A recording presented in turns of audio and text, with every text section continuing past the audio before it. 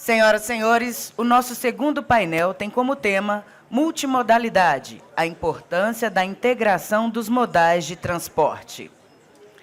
Para compor esse painel, convido inicialmente a secretária executiva do Ministério de Portos e Aeroportos, Mariana Pescatori.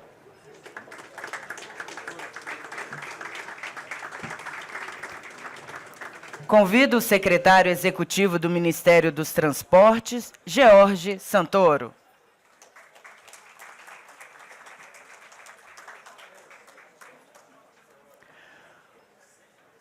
O diretor-presidente da Infra S.A., Jorge Bastos.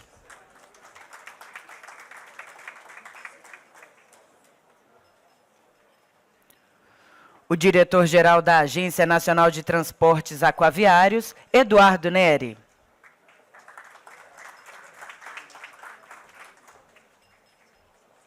O CEO da Hidrovias do Brasil, Fábio Schettino.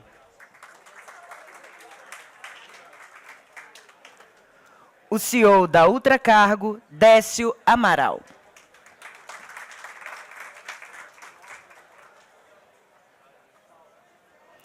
Este painel será mediado pela presidente do InfraWomen Brasil, Cíndia Torqueto.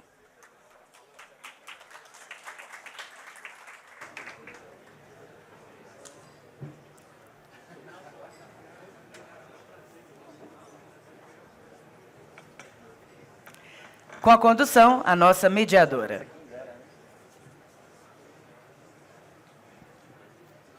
Bom dia, quase boa tarde. A gente está com um desafio agora desse painel com um tema super importante, que é a questão da multimodalidade, com as vésperas do almoço aqui, né? Então, a gente tem todo esse desafio de tratar esse tema super importante aqui. Eu queria aproveitar para agradecer a Helena pela generosidade de falar a respeito do grupo que eu tenho o privilégio de presidir hoje. E hoje todas as mulheres que estão fazendo parte dos painéis aqui são integrantes, são membros, inclusive a Mariana. Mariana, obrigada por participar. Então, eu vou aproveitar e começar pela primeira pergunta para a Mariana, secretária executiva. Mariana, a gente viu hoje pela manhã o ministro falando um pouco sobre os investimentos que a gente tem relacionado nos setores de portos e aeroportos. Até o momento, qual que seria o balanço que você faz desse trabalho que vem sendo desenvolvido e de que forma o governo tem avaliado e tem trabalhado a questão da multimodalidade?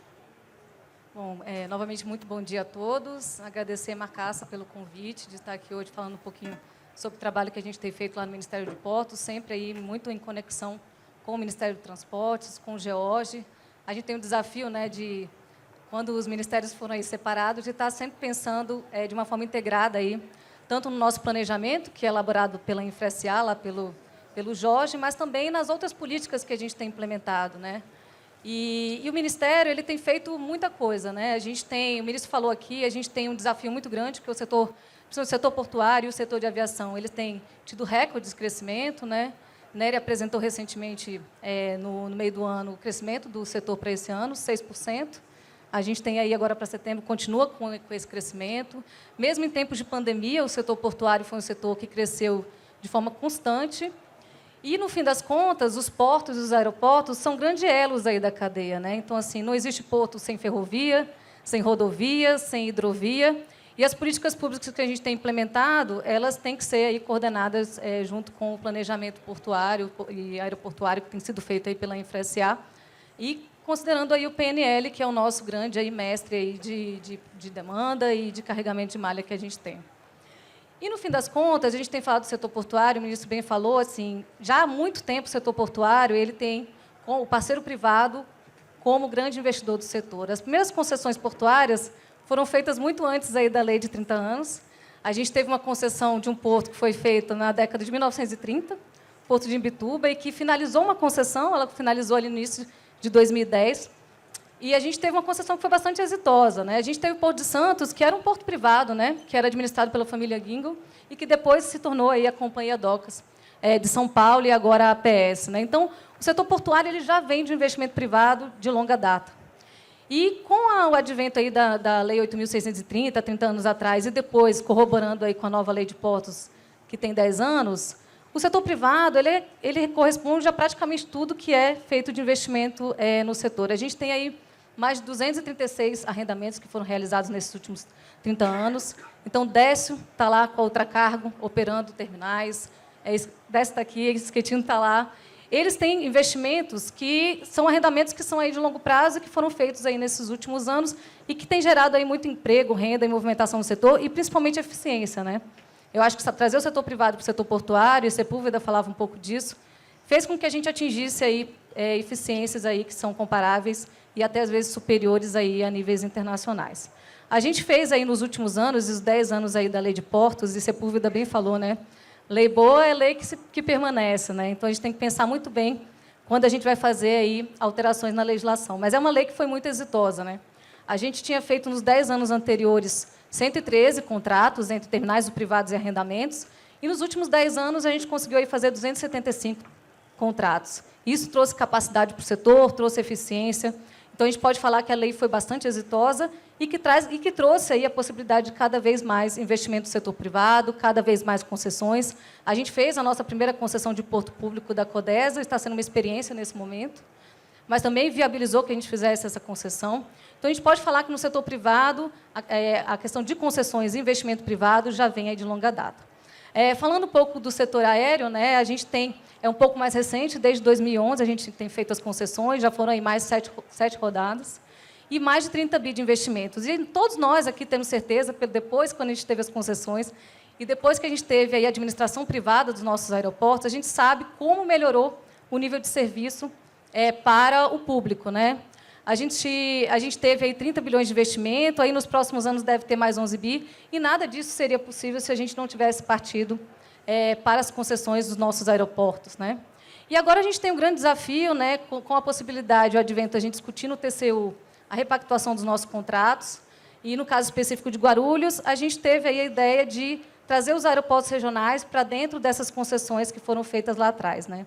Então, dentro dessa repactuação, a gente trouxe a ideia de pegar 102 aeroportos regionais, que a gente hoje faz investimento por meio de delegação com estados, delegação com municípios. Marcaça já teve lá no Ministério, a gente sabe a dificuldade que a gente tem de fazer esse investimento na ponta, investimento público, e, com certeza, eu acho que esse projeto da gente levar para dentro das nossas 12, 13 concessões, das nossas concessionárias, a possibilidade de administrar os aeroportos regionais, vai trazer, aí, com certeza, uma expansão da nossa aviação para o interior do país, que é um grande mote aí do ministro Silvio, né? Falando um pouco de hidrovias, aí vai ser o nosso grande desafio, né? Se a gente já concedeu o porto há muito tempo, se a gente está concedendo aeroportos aí há um pouco mais de 15 anos, a gente está iniciando as nossas concessões hidroviárias aí em parceria com a ANTAC, que é o poder concedente. Então, no ano passado, a gente estruturou um plano geral de outorgas. A gente deve levar a concessão até 2026, pelo menos 6 ativos. O primeiro ativo, e aí Nery deve dar em muito mais detalhes, é a Hidrovia do Madeira, que foi estruturada aí pela Infra SA, e deve ir para a consulta pública agora, por agora, né? E aí eu acho que é muito importante a participação do setor, né? Porque a gente sabe o quanto que a gente amadureceu nos nossos processos de concessões, nos nossos contratos, mas é muito importante que a gente tenha a visão do setor privado quando a gente colocar para a consulta pública, para que a gente possa aprimorar a nossa estruturação, possa aprimorar o nosso contrato, o nosso edital, para que, efetivamente, essa concessão seja exitosa lá na frente, e lá na frente a gente não precise aí ter grandes repactuações contratuais. E a gente está bastante entusiasmado com a possibilidade de conceder as nossas hidrovias, né? A gente sabe também que a gente tem uma dificuldade muito grande de investimento público, né? Hoje, quem faz todas as nossas dragagens, sinalizações nas hidrovias é o DENIT, por meio de contratos, que agora são contratos um pouco mais de longo prazo, de 5 anos, mas, mesmo assim, a possibilidade de você trazer um parceiro no longo prazo, que vai fazer uma dragagem, que vai ter o interesse de manter, com possibilidade também da gente estar descarbonizando aí o nosso transporte, acho que é bastante relevante, né? Então, a gente está bastante entusiasmado de colocar não só Madeira, mas a gente também está estruturando aí Tocantins e Tapajós junto ao BNDES. A gente já está estruturando junto à Infra SA também em Lagoa Mirim. A Barra Norte foi um processo que foi uma doação de estudo feita pela ATP, que a gente também está levando adiante. Então, a gente tem aí um desafio muito grande de fazer com que as nossas concessões hidroviárias vão para frente, e daqui a 10 anos a gente vai estar aqui falando, com certeza, do êxito, né, da gente estar transportando muito mais pelas nossas hidrovias. Outro dia, Jorge, eu estava vendo um número que a gente tem, que 63% do nosso transporte é feito pelo rodoviário, e eu sei o desafio que o Ministério dos Transportes tem feito para que a gente possa promover aí mais ferrovias, né, e ampliar a participação de transporte para os nossos portos aí pelo modal ferroviário, e o mesmo que a gente quer fazer nas hidrovias, né? A gente só vai conseguir fazer com que o transporte se torne perene e que a gente migre, né, do rodoviário para o hidroviário, se a gente efetivamente tiver as nossas hidrovias também perenes, né? A gente tem a situação aí no norte agora, a gente está fazendo dragagens emergenciais, né, Itacoatiara, está fazendo dragagem emergencial Coari e Codajás, que está tratando de abastecimento de gás, é algo extremamente importante. A gente está fazendo também dragagens em Benjamin Constante, a gente está com dragagem feita no Madeira e impossibilidade de operar Madeira, né?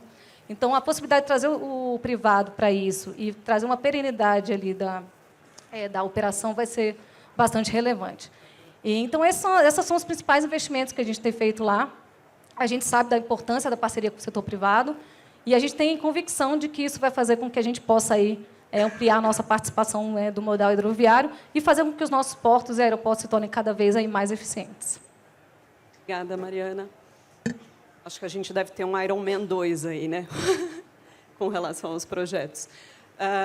Secretário, o ministro exaltou bastante, né, a questão do plano de rodovias que vocês têm feito, do maior programa de rodovias da história, né? Até a Natália Marcassa fez uma brincadeira que eu achei muito espirituosa, interessante, com relação ao Ironman dos leilões.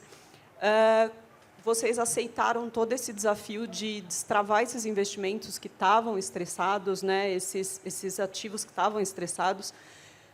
Qual que tem sido o segredo desse sucesso e dessa constância desse Ironman de leilões? Cíntia, boa tarde. Obrigado, Natália, pelo convite. A satisfação estar aqui nesse painel. Eu acho que é um painel muito importante. Como a Mariana acabou de falar, né, o Ministério ele tem que se integrar com os outros modais para a gente melhorar o uso de todos os modais, né? A gente passou anos concentrando muito no modal rodoviário e a gente tem agora a missão dada pelo ministro, pelo governo Lula, da gente melhorar a participação das ferrovias, das hidrovias, e os projetos têm que olhar para isso, né? E esse segredo, na verdade, não tem segredo. Eu acho que o ministro falou muito bem quando ele falou da questão das instituições, né? Eu acho que essa governança colaborativa que a gente desenvolveu, conversando com o setor privado, e aí o setor privado representado não só pelas empresas diretamente, mas pelas instituições, como a Movinfra, a NTF, a BCR, acabam sendo grandes parceiros da gente para a gente entender aonde estão as nós, aonde estão as melhoras que a gente precisa fazer. Também, na instituição, a gente tem que conversar com as agências reguladoras. Eu acho que o papel é fundamental. Então, a gente tem que separar o papel do Ministério ao definir a política pública, que é a visão estratégica que a gente quer para alcançar nas obrigações do Ministério, mas a gente tem que respeitar o papel da agência. O papel da agência em relação à regulação, à fiscalização, à promoção dos leilões. Então, é uma relação absolutamente negocial o tempo todo, né? Então, a gente se relaciona discutindo ponto a ponto. Uma hora a gente consegue convencer o Vitaly, outra hora a gente não consegue convencer. Faz parte do jogo, é assim mesmo. E a gente vai trabalhando, combinando cronogramas. Aí, essa parte dos cronogramas que foi um passo muito importante. Estabelecer os compromissos, Mariana, com cada um de nós, né? Vai lá para o Jorge. Jorge, você tem que me entregar a modelagem em 3 meses. Não, mas era 1 ano. Então, negociar esses prazos com cada um, estabelecer metas para todos os participantes. E aí, também participando disso, a padronização dos procedimentos, acho que foi muito importante, né? Quando você vai para uma 5ª rodada, em que você pega tudo que a gente aprendeu nas rodadas anteriores, consolida regulatoriamente na NTT, faz os contratos mais padronizados com a experiência que o setor privado trouxe, a partir das oitivas que a gente fez com o setor privado. Você tem uma padronização que dá uma simplificação regulatória, facilita o trabalho do TCU, né? Porque o TCU não é uma novidade em cada edital. E também facilita o mercado, apesar do Ironman, Natália. Todo mundo já sabe o que vai encontrar. Ele já sabe que o edital está mais ou menos naquelas características, o contrato também, e a modelagem também agora está padronizada. Então, a gente, mesmo mudando o estruturador, o padrão da modelagem fica o mesmo. E isso ajuda todo mundo a compreender o que está acontecendo. Tem um papel importante disso tudo, é a bancabilidade dos projetos. Eu acho que esse foi um risco que a gente procurou enfrentar desde o primeiro momento, e que era o desafio de botar muitos projetos na praça, se ia ter apetite do mercado privado para a gente poder financiar esses projetos em condições em que a taxa de retorno fique adequada. Então, esse foi um desafio e uma preocupação nossa, e a gente ouviu muito o mercado financeiro, e a gente tem feito uma interlocução permanente com eles, porque, ao fim e ao cabo, é eles que vão ser demandados para financiar esses projetos. Então, não só os estruturadores, mas os operadores, a preocupação da gente construir uma modelagem em que faça sentido e que, no final, o valor do resultado desse projeto seja efetivamente o esperado pelo mercado. Então, essa construção de dar transparência a isso, negociar com as instituições de todos os tipos e coordenar isso realmente é um desafio. E tem sido uma maratona, né, bem complexa, porque toda hora tem um percalço novo, né? Então, todo dia a gente tem um enfrentamento a resolver, e aí a gente consegue, ouvindo todo mundo, dialogando. Eu acho que esse diálogo que o ministro falou hoje mais cedo é fundamental para a gente construir essa agenda, e essa agenda não é uma agenda só do Ministério, é uma agenda do governo, é um compromisso das instituições para a gente entregar uma infraestrutura melhor. Vou dar um exemplo, por exemplo, dessa conectividade, né? Um projeto da BR-364, que a gente botar em leilão agora no dia 27 de fevereiro, leilão, né? Lá tem os acessos à hidrovia do Madeiro. Então, tem a obrigação do quem ganhar a concessão fazer os acessos à hidrovia. Na BR-163, na otimização do contrato, a gente também manteve a obrigação do contrato original, manteve os prazos e construiu mais um acesso também à hidrovia lá de Miritituba, né, do Tapajós. Então, essas conexões dos projetos de rodovia e das ferrovias, essa preocupação da conectividade dos modais, também a gente conseguiu incorporar no projeto. E aí isso vai junto lá, depois o Jorge vai explicar melhor, dentro do PNL que a gente está aperfeiçoando, e aí você consegue, para o mercado, para o investidor, para quem vai investir no país, ter um horizonte melhor de que ele vai poder contar com essa infraestrutura. Por quê? Porque a gente agora tem contratos que tem previsão de investimentos bastante claras, bastante transparentes, que vai saber quando vai ser entregue esses objetivos. Então, essa conexão, essa governança colaborativa de várias instituições, combinando prazos, dialogando, acho que foi um segredo importante, mas, na verdade, é fruto de muito trabalho de várias pessoas, e isso tem dado um bom resultado. A gente tem visto nos leilões aí a atratividade voltando. Eu acho que ter mais participantes, novos entrantes, mercado financeiro montando projetos, participando dos projetos, montando consórcios, eu acho que isso ajuda muito e é fruto desse momento que a gente está vivendo e que o ministro falou, que é o mundo real, é um mundo que está buscando diminuir custos dessa nossa logística e entregar uma carga lá para a Mariana, no porto, no aeroporto, com um custo melhor, mais acessível, já que já os aeroportos e portos, o trabalho já foi feito, está bem mais adiantado nas nossas rodovias e ferrovias. Obrigada, secretário. Eu vou passar agora para o Jorge. Jorge, o documento, né, que está sendo desenvolvido pela InfraSA, né, o Plano Nacional de Logística 2050, já foi mencionado aqui várias vezes e imagino que deixa curiosidades aí sobre o que vem no plano e quais são os aperfeiçoamentos que tem esse documento. Você pode compartilhar algumas coisas com a gente? Com certeza. Bom dia, né, para todos. Ainda não estamos aqui na hora do almoço, mas ainda não estamos. Bom dia. Eu quero, primeiro de tudo, cumprimentar os CEOs que formam a Move Infra pela escolha da CEO da Move Infra, que é a Natália Marcassa, que é uma pessoa que é fantástica, tem uma competência enorme para tocar isso. Eu acho que não tem pessoa melhor para estar à frente da Move Infra do que a Natália Marcassa, com a experiência que ela tem. A gente tem 2 anos, a Move Infra está fazendo 2 anos, e a InfraSA também está fazendo 2 anos. Então, a gente está quase no mesmo plano. E eu estou sucedeu mesmo. Era diretora, nossa diretora, né? Você passou um tempo lá na Infra, sabe como é que os desafios que a gente tem lá, né? Então, eu agradeço muito o convite que o ministro Renan me fez para assumir a Infra, e um dos que me levaram a aceitar é justamente o Plano Nacional de Logística, que eu acho que falta para a gente mesmo plano, previsibilidade de projetos, né? Então, a gente já tem algum plano de logística, tem um PNL que foi lançado, mas poucas pessoas sabem o que tem no PNL.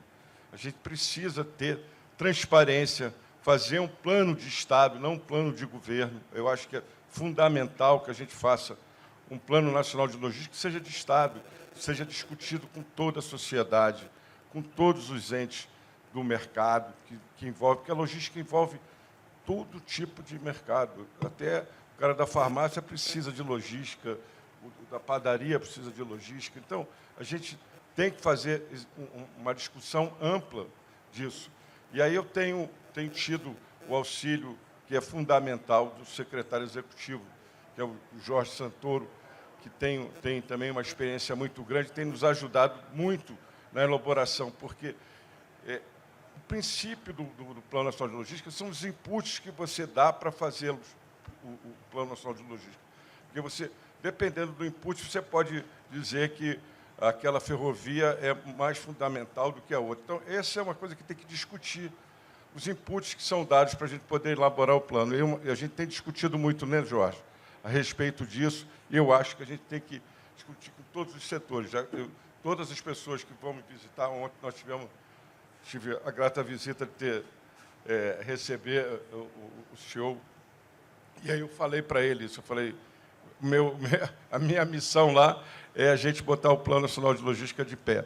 Já estou até um pouco atrasado, porque a gente já podia estar começando a discutir aí, mas eu preciso, dentro do Plano Nacional de Logística, eu quero dar, além de credibilidade, divulgação. Então, a gente está fazendo isso junto com uma empresa, com a Globo, para divulgar o plano, aonde nós vamos fazer todas as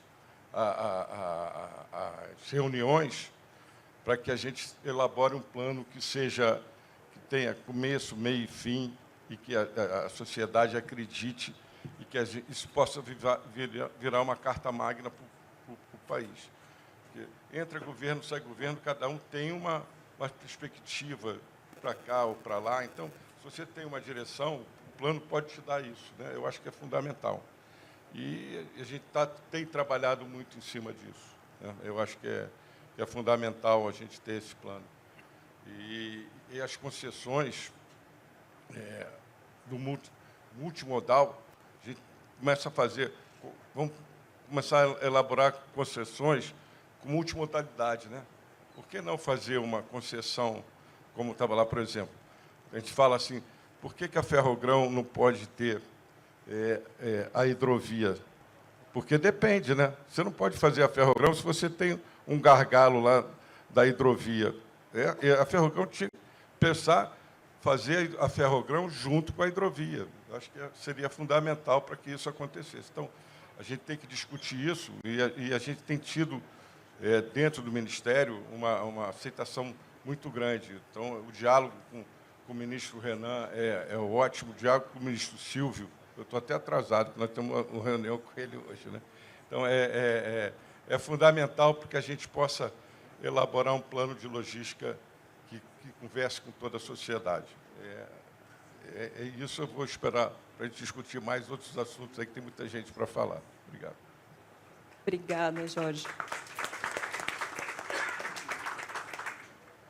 E, Eduardo, muito tem se falado, né, a respeito das agências reguladoras, enfim, e todo o desafio que a gente tem relacionado ao setor.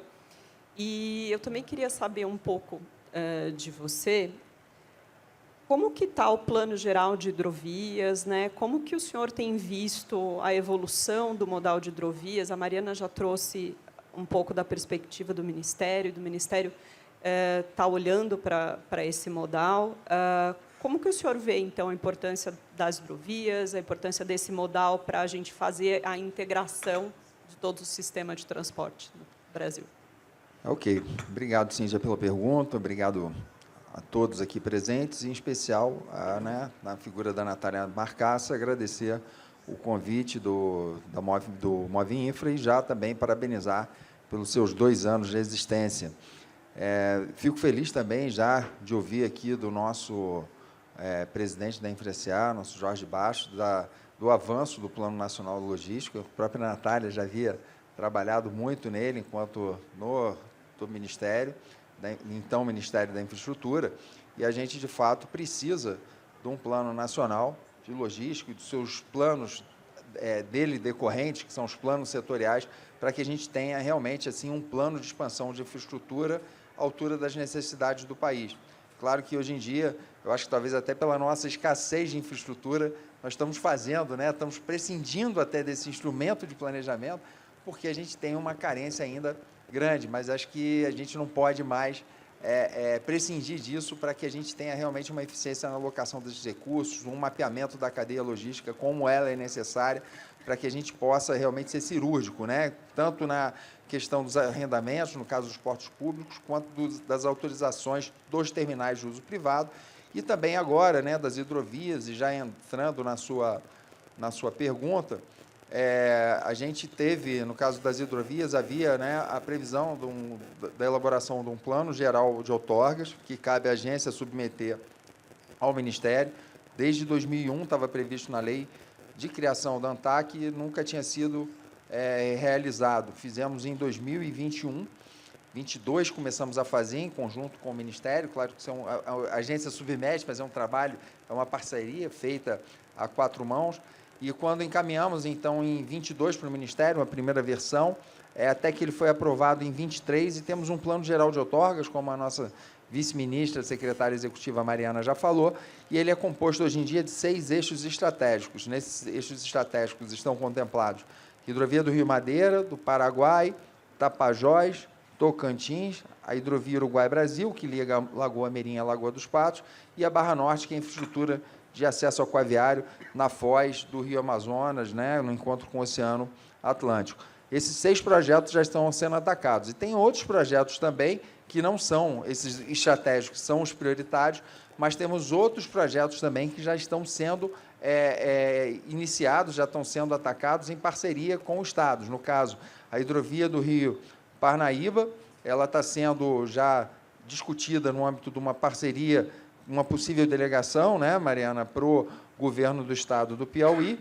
e a própria hidrovia do Rio São Francisco, que tem um grande potencial também, que aí já, dentro talvez de uma descentralização até administrativa, uma delegação do DENIT para a Companhia Docas da Bahia, e talvez numa subsequente concessão aí já com a atuação da ANTAQ. Então, assim, fora outras, que já estão, como, por exemplo, a hidrovia Tietê-Paraná, que também pode ser fruto de uma futura concessão. E a gente está discutindo aqui 30 anos da lei de concessão, e justamente foi esse o instrumento que se identificou como o mais adequado para que a gente finalmente tirasse as nossas hidrovias do papel. Então, assim, a gente, tanto tempo se falando da necessidade de se envolver, de ter multimodalidade, só que você não tem. Vamos falar primeiro da intermodalidade. Intermodalidade sem a hidrovia e sem a navegação de cabotagem. A navegação de cabotagem foi endereçado na BR do Mar, mas as hidrovias sempre foi fruto do desejo, quase que do consenso geral, mas nunca se teve uma ação efetiva para tirar as hidrovias do papel. Transformar as nossas vias navegáveis em hidrovias, eu sempre falo, para quem não é do meio, uma via navegável para uma hidrovia, a gente pode comparar uma estrada de chão a uma estrada pavimentada. Numa estrada de chão, nos períodos de seca, você consegue até, dependendo se você se der uma patrolada, você até consegue ali desenvolver uma certa velocidade, consegue trafegar ali. Mas quando vem a chuva, ninguém passa. Numa hidrovia, uma via navegável no período da cheia, todo mundo acho que passa, Fábio? Agora, se começa a ter nos períodos de seca, de momentos mais de dificuldades hídricas, aí você tem uma série de dificuldades, ela se torna totalmente ineficiente. Então, o que se pretende com as hidrovias é justamente transformar essa via navegável numa via com eficiência operacional e que a gente diminua custos logísticos. Então, são projetos, a concessão, ela, por ser um projeto pioneiro, ele foi desafiador, mas está sendo extremamente gratificante, né, motivante poder participar disso. E a gente tirou ali, né, no caso, principalmente Madeira e Paraguai, estão muito avançados. A hidrovia do Madeira, a gente esperava até que fosse a primeira audiência pública a ser realizada, projeto que contemplou, inclusive, melhoramentos, né, socioambientais, no sentido de melhorar os IP4, se utilizando de recursos da Eletrobras, não onerar, não cobrar pelo uso da hidrovia aquele passageiro que também vai ser beneficiado pelaquela infraestrutura aquaviária, porque identificamos que a carga, que foi justamente quem demandou essa infraestrutura, com aquele volume, ele seria suficiente para poder viabilizar aquela concessão, e assim foi feito, chegou num valor extremamente módico, uma tarifa de menos de R$1. E agora a gente está também no desafio de comunicar esse projeto, por ser um projeto pioneiro, ainda mais pela complexidade do Rio Madeira, de envolver diversos ali atores que se utilizam daquela infraestrutura, né, desde comunidades, desde todos os tipos de embarcação, a gente está tendo um desafio importante também de comunicar e de explicar muito bem o projeto. Então, foi isso que foi feito agora, essa semana, o projeto está sendo explicado, e nesse exercício, a gente está recebendo uma série de contribuições que estão sendo já incorporadas ao projeto. Então, a gente chegou a encaminhar o projeto para o Ministério aprovar, mas nessas discussões, que já são uma espécie de audiências públicas que já estão sendo feitas, a gente está tendo contribuições importantes.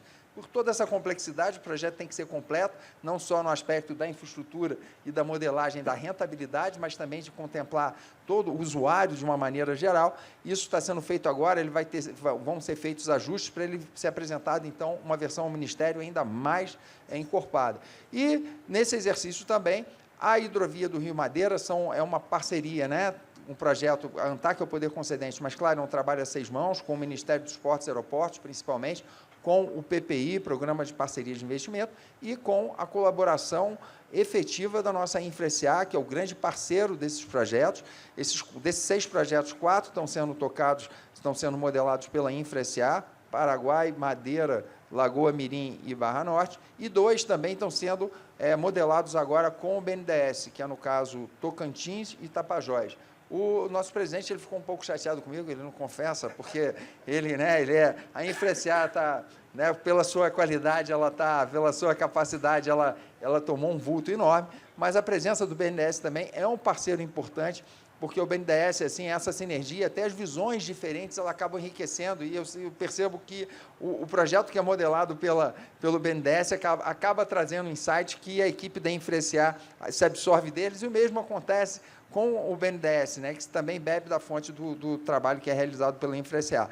Mas, no âmbito dos trabalhos desenvolvidos pela InfraSA, o Paraguai ele está andando muito bem. É um projeto menos complexo nesse sentido, de envolver menos atores ali que se utilizam daquela infraestrutura. Tem um apoio maciço, né, inclusive das comunidades e dos governos, de todos os governos ali. Vai propiciar, hoje em dia, um volume da faixa de 8 milhões de toneladas, vai permitir que, até em 10 anos, aí, esse volume possa duplicar, quem sabe, triplicar. Para isso, precisa de ter infraestrutura. A gente pretende lançar a audiência pública da hidrovia do Rio Paraguai até abrir o prazo para as contribuições até o final desse ano. Os outros projetos, os que estão sendo conduzidos pelo BNDES, Tocantins e Tapajós, a gente já vai ter. O BNDES está finalizando os termos de referência para poder fazer a contratação da empresa de consultoria que vai auxiliar na estruturação, mas já tem a gente já está com um cronograma também bem definido e azeitado, estamos fazendo reuniões ali constantes. Para a reunião, Mariana, acho que eu nem te falei isso, mas para o kick-off mesmo, para já começar a modelagem, já no começo de janeiro já vai começar Tocantins e Tapajós. Então, eu acho que vai ser um marco, sem dúvida nenhuma. para que, finalmente, a nossa multimodalidade possa se tornar uma realidade e a gente ter uma infraestrutura adequada. Lembrando que, só para eu finalizar aqui, dentro desses nossos desafios de convencer o quanto é importante uma hidrovia, Fábio, nos causa, às vezes, espécie alguns tipos de resistência que a gente passa a perceber. Por exemplo, às vezes, por desconhecimento, né, do projeto e até dos impactos que ele pode oferecer, muitas vezes a gente diz, olha, mas uma hidrovia no Rio Paraguai vai acabar com o rio, quando é justamente o contrário, né? Primeiro que o volume de dragagem ele é irrisório. Quando a gente percebe lá no Madeira, que vai ter muito mais dragagem que no Paraguai, no Madeira, hoje em dia, o DENIT faz 1.300.000 metros cúbicos por ano. Lá no Mississippi, é feito 90 milhões de metros cúbicos por ano. Olha o que a gente está falando. E o Mississippi está lá, muito bem, obrigado, né? No Paraguai, esse volume é ainda menor, e um rio com um volume de sedimentação ainda também bem menor. E quando a gente vai fazer uma dragagem, você vai criar uma calha no fundo do rio, e você vai fazer com que essa água permaneça ali dentro daquele corpo hídrico, em vez de que, nos períodos de chuva, ele venha se esparramar pela área do Pantanal. Quer dizer, é justamente o contrário. Mas, enfim, eu acho que o nosso desafio é esse, é de estar cercados de todos os estudos que amparem a nossa metodologia e de, principalmente, comunicar muito bem o projeto para que haja essa compreensão, até pelo seu pioneirismo. Mas é isso que eu tinha a falar. Obrigado, Cíntia. Obrigada, Eduardo.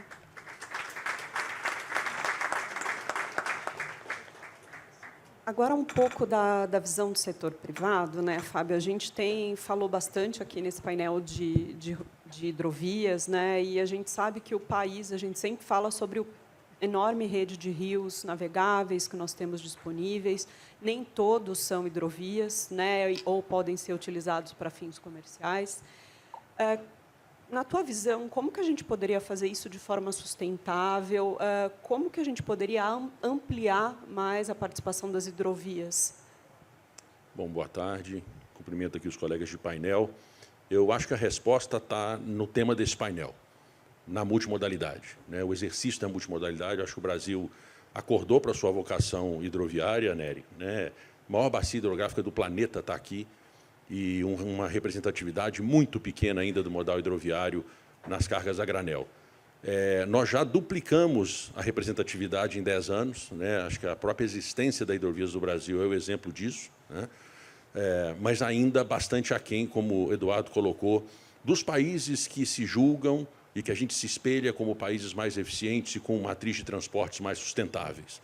Todos eles têm a hidrovia, né, como o seu, e a ferrovia e a multimodalidade como seus pilares aí, para reduzir o custo da porteira ao porto, né? A gente é uma potência agrícola, a gente é uma potência mineral, a gente é uma potência no papel e celulose, mas a gente entrega muito valor ainda do portão ou da fazenda ao porto. E a gente está caminhando para poder minimizar esses custos.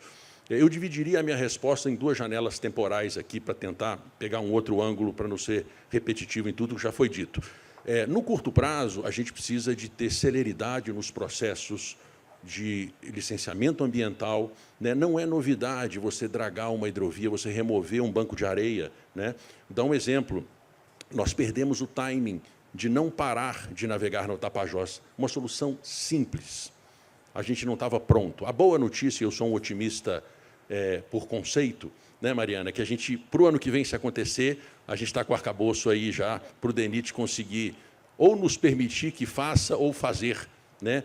Era um projeto de um payback, para vocês terem uma ideia, de menos de uma semana. A gente não pararia de navegar. Mas é um processo, a gente reconhece isso e a gente está caminhando. Eu acho que a própria criação da Secretaria de Hidrovias, que é inédita, né, Mariana? Você tem tudo a ver com isso aí, e com o secretário Dino, que é um parceiro, a parceria que nós temos aqui com a ANTAC, já é uma evolução muito grande de como a gente está tratando o modal.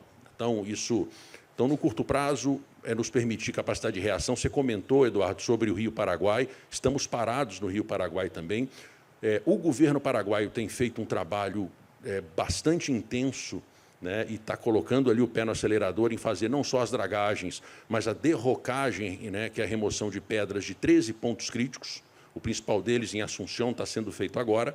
E a gente, obviamente, precisa que o lado brasileiro corresponda com a mesma velocidade, porque não adianta ter uma única restrição na hidrovia, é uma hidrovia de quase 4.000 quilômetros, com um único ponto de restrição, você não navega, né? Então, e no caso, como eu comentei, das demais hidrovias, a gente ter esse arcabouço, essa celeridade nos processos de aprovação. Do longo prazo, eu acho que a gente tocou aqui, porque a Mariana comentou sobre quão transformacional foi a lei dos portos para a dinâmica dos terminais. É a mesma coisa com o Plano Geral de Outorgas, é a mesma coisa com a BR do Rio, quando ela vier. Eu tenho a expectativa de que seja tão transformacional quanto, né, para que a gente pense essa logística de forma sistêmica, né? Essa equação tem que ser balanceada de forma integrada e sistêmica. O presidente Jorge aqui comentou, né, da infra que está tratando disso. Não só olhar, o caminhão ele é fundamental para curtas e médias distâncias, para chegar na ferrovia, transbordar para o ferro, para a ferrovia levar ou até o porto, ou até o ponto de transbordo, onde a gente tem uma hidrovia para levar até o porto.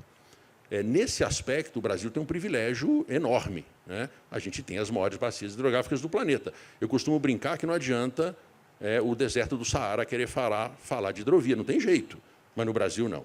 E quando a gente olha para hidrovias mundo afora, que são mais eficientes, o Nery comentou sobre o Mississippi, quase $500 bilhão de dragagem contínua por ano, né? A gente tem rios muito caudalosos, muito acima daqueles que transportam muito mais carga mundo afora, mas que são tratados como uma hidrovia e não como simplesmente uma via navegável. E a gente ficou mal acostumado, até pelo fato de ter rios muito caudalosos, a gente sempre navegou, né? O Rio Paraguai e a hidrovia Paraguai-Paraná, ela é sazonal, o Tapajós é sazonal, Madeira é sazonal, mas nós não estamos falando nem agora de respeitar a sazonalidade e ter que parar quando o rio está baixo. Com muito pouco, a gente consegue tornar essa navegação perene, franca, como a gente diz, né? Então, o caminho é esse. Eu acho que é ter muita atenção no poder de reação no curto prazo, para que a gente não sofra o que a gente está sofrendo. É a primeira vez que esse tipo de coisa acontece nos últimos 10 anos, mas já aconteceu pela segunda vez. E eu acho que a gente está no caminho para o ano que vem, se acontecer, a gente não passar por esses impactos. E, no longo prazo, Plano Geral de Outorga, criação de secretaria focada, né? O nosso orçamento ele era diluído ali num mundo de coisas com prioridades e montantes maiores. Hoje não, hoje a gente consegue, né, ter uma verba alocada para cuidar do modal hidroviário. Eu acho que nós estamos com o caminho certo. Eu sou um otimista de que ano que vem a gente vai ter a navegação nas hidrovias hoje constituídas e naquelas que vão ser concessionadas de forma muito mais representativa, né? Obrigado.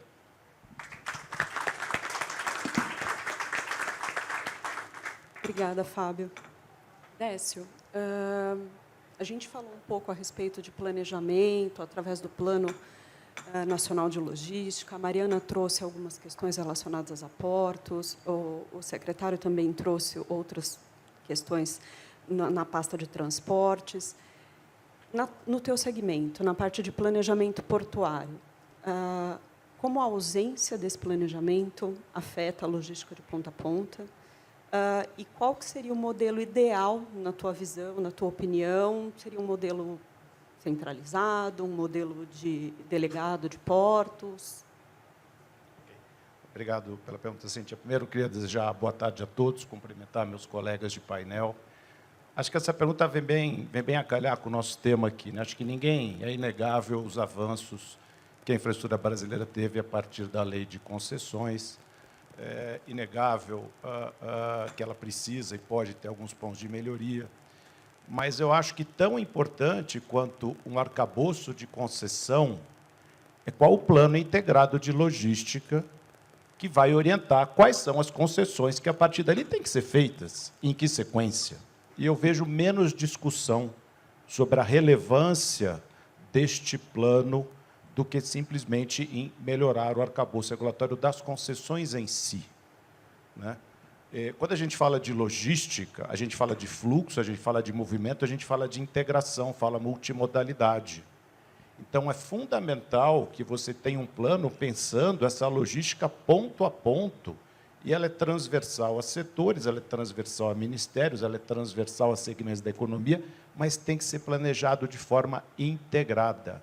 Então, começo a responder um pouquinho da sua pergunta. Não tem como descentralizar planejamento. Você descentraliza a execução. Então, é fundamental, e isso foi um pouco da nossa conversa ontem, Jorge, acho que o papel da Infra SA, né? de planejar, entender os relevantes corredores logísticos que tem no Brasil, né?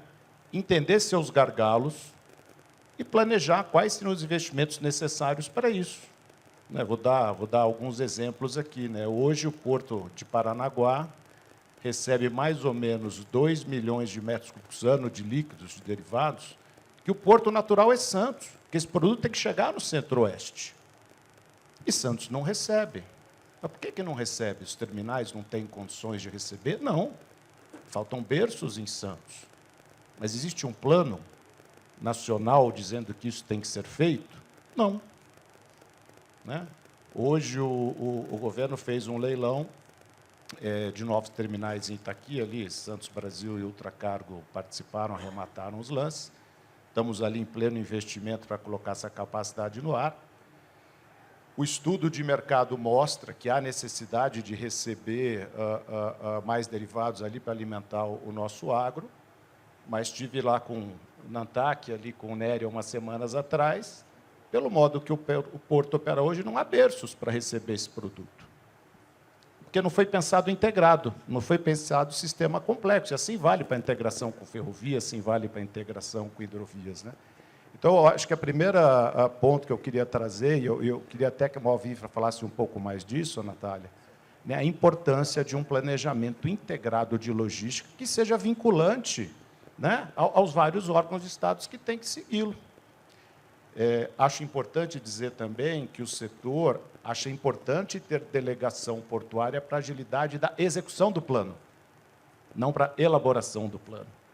Né, hoje, o que acontece com a delegação, às vezes você tem planejamentos locais que são conflitantes com os reais gargalos que nós temos.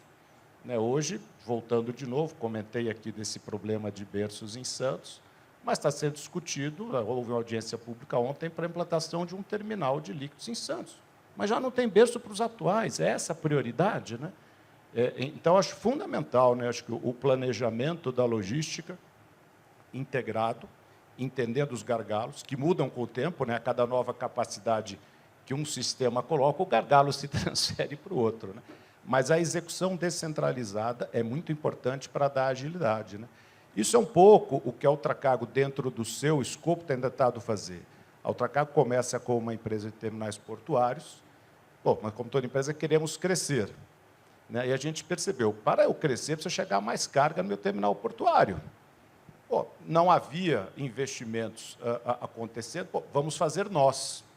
Vamos à Ultracargo. Então, a gente começa a interiorizar a companhia para fazer chegar mais volume nos nossos próprios portos, trazendo uma avenida nova de crescimento e tentando viabilizar o crescimento do agronegócio brasileiro, que cresce a taxas boçais, ano a ano, e não tem como a infraestrutura alcançar. A gente está sempre fazendo catch-up, por falta de, talvez, 15 anos atrás, ter sido feito um planejamento, que logística tem que olhar muito à frente. Não vamos nos iludir que as licenças ambientais vão sair em 2 meses. Não vão. Vão continuar levando seus 2, 3 anos. Por isso que a logística tem que ser pensada muito à frente, porque 2 anos é muito tempo se eu pedir a licença hoje. Né? Se eu tivesse pedido, talvez, há 6, 7 anos atrás, eu estaria com a licença no bolso. Então, até para resolver isso, a gente tem que fazer um planejamento olhando muito à frente. Então, a Ultracargo está construindo corredores logísticos para suportar e distribuir os combustíveis da transição energética, essa é uma aprovação da legislação do combustível do futuro, aumentando o mandato. Né?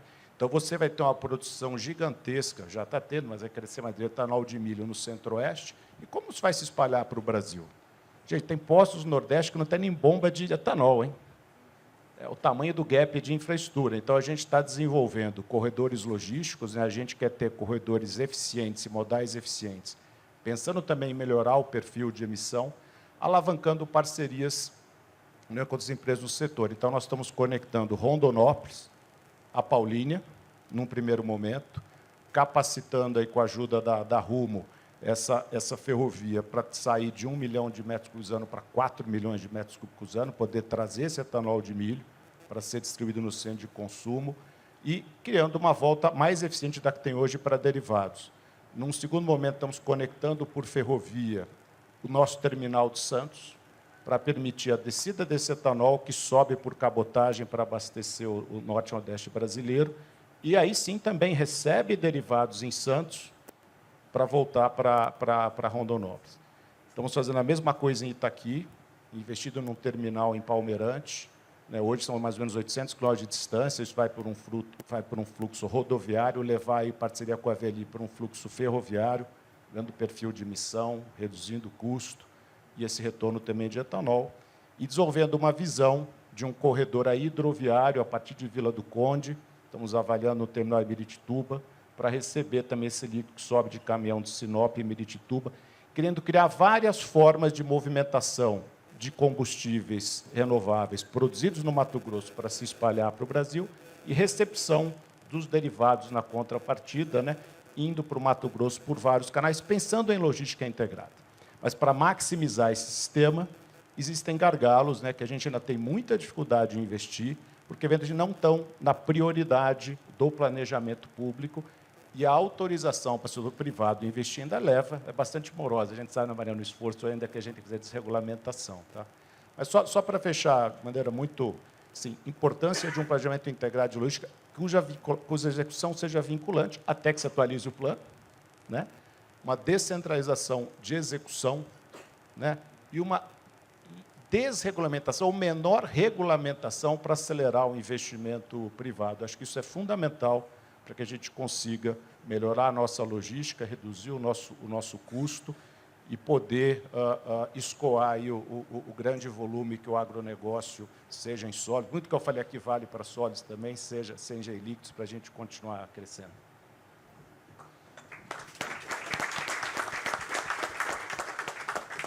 Obrigada, Décio. Bom, acho que a gente foi um painel extremamente eficiente aqui, a gente está deixando um tempinho a mais de almoço aqui para todo mundo, mas acho que eu gostaria de tentar resumir um pouco do que foi trazido aqui, que vem sendo um mote dentro das discussões de infraestrutura, que são maior previsibilidade através de um bom pipeline, bons projetos, bons modelos, a gente ter menos regulamentação, ou regulamentação menos excessiva, vamos dizer dessa forma, além da celeridade dos processos de licenciamento ambiental, enfim, que todo mundo já tem trazido nas falas, nos painéis anteriores e nesse.